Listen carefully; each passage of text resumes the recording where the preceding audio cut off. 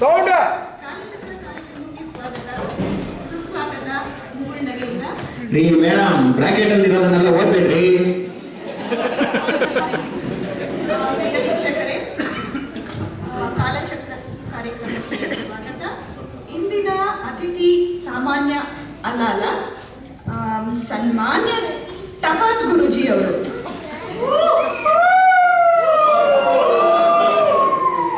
ಇವರು ಭಾರತ ಅಲ್ಲದೆ Sri Lanka, Singapore, Malaysia ಮುಂತಾದ ದೇಶಗಳಲ್ಲಿ ಹೆಚ್ಚಾಗಿ ಮಾರಾಟವಾಗುವುದೇ ಗೋಪಾಲ್ ಅಲ್ಲುಪುಡಿ. ಯಾರೇ ಅದು ತಲೆ ಮೇಲೆ ಹಾಕ್ರಿ, ಅವ್ರಿಗೆ disturb ಮಾಡಬೇಡಿಯಪ್ಪ please.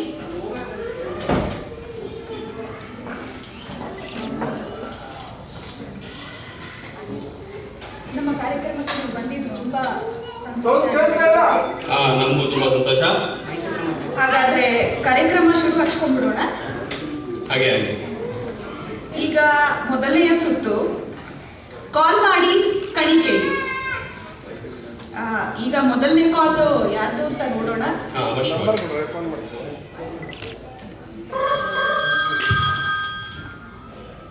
Hello hello hello, ನಮಸ್ಕಾರ. ಯಾರು ಮಾತಾಡೋದು? ನನ್ನ ಹೆಸರು ಮೂರ್ತಿ ಅಂತ.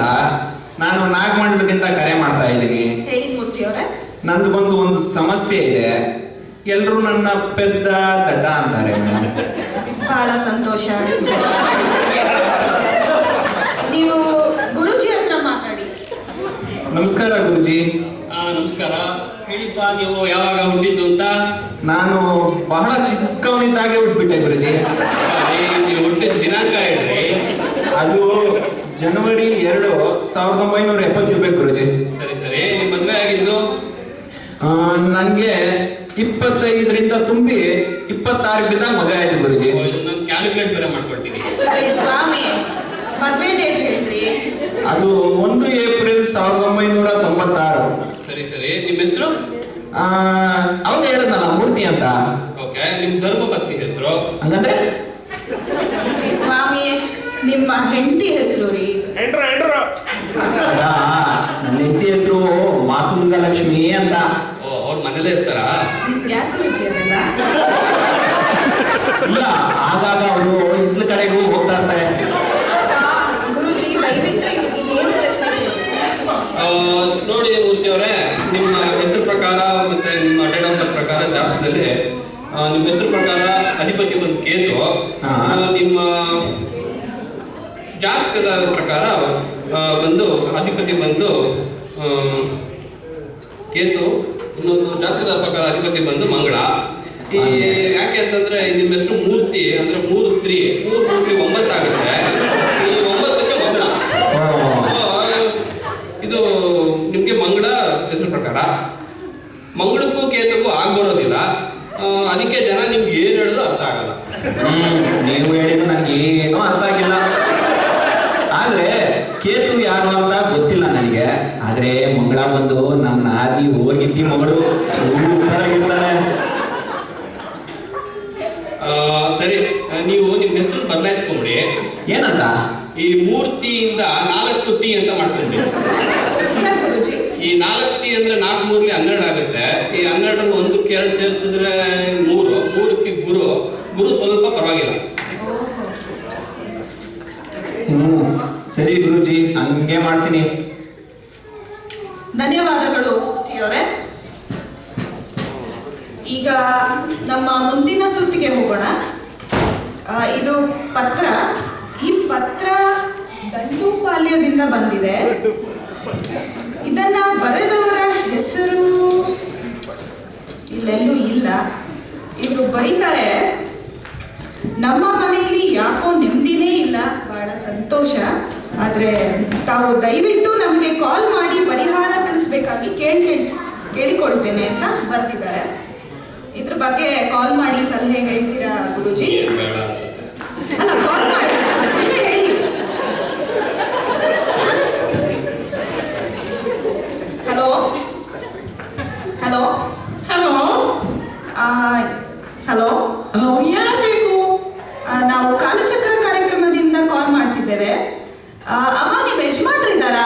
ಹಾ, ಇದ್ದಾರೆ, ಕೊಡ್ತೀನಿ.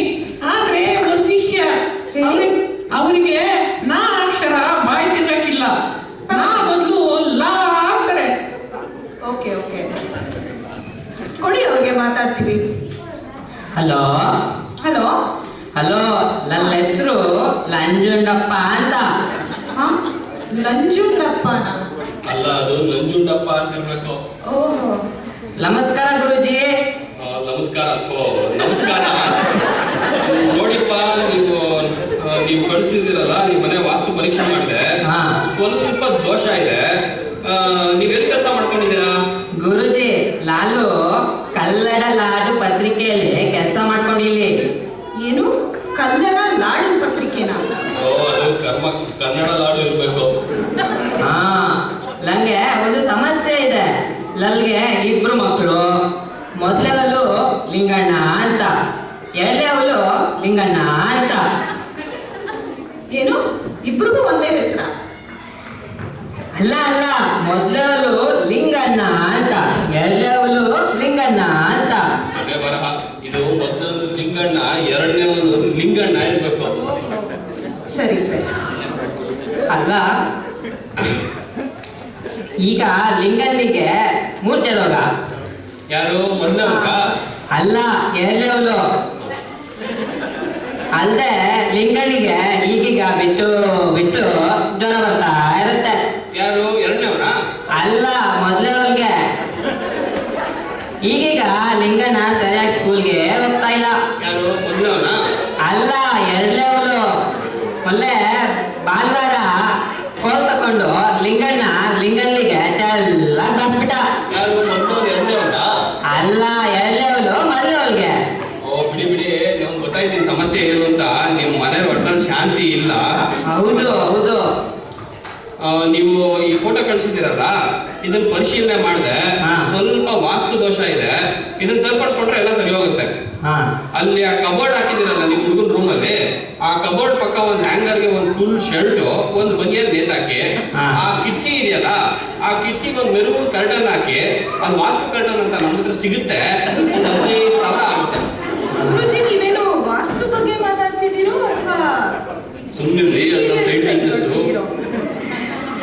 ಹಾಗೆ ಮಾಡ್ತೀನಿ ಗುರುಜಿ. ಆಮೇಲೆ ಲಾಲ್ಗೆ ಸರಿ ಮಾಡಕ್ಕೆ ಮಂತ್ರ ಇದೆಯಾ? ಮಂತ್ರನ?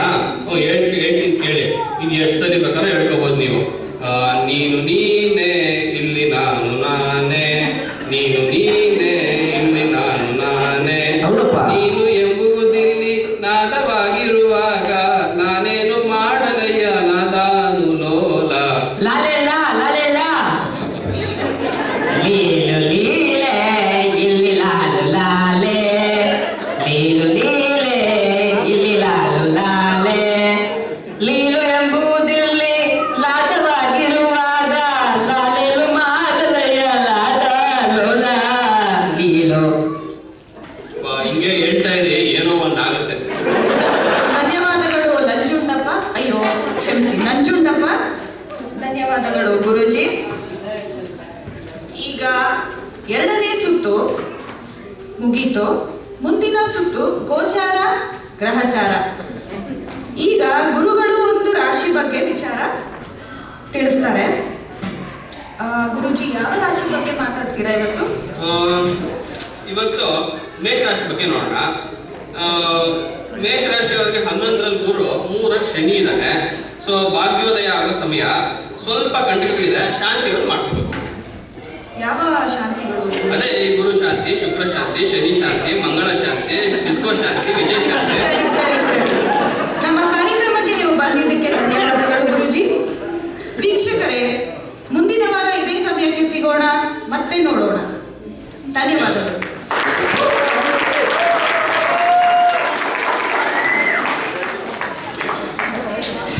ಈಗ ಮುಂದಿನ ಕಾರ್ಯಕ್ರಮ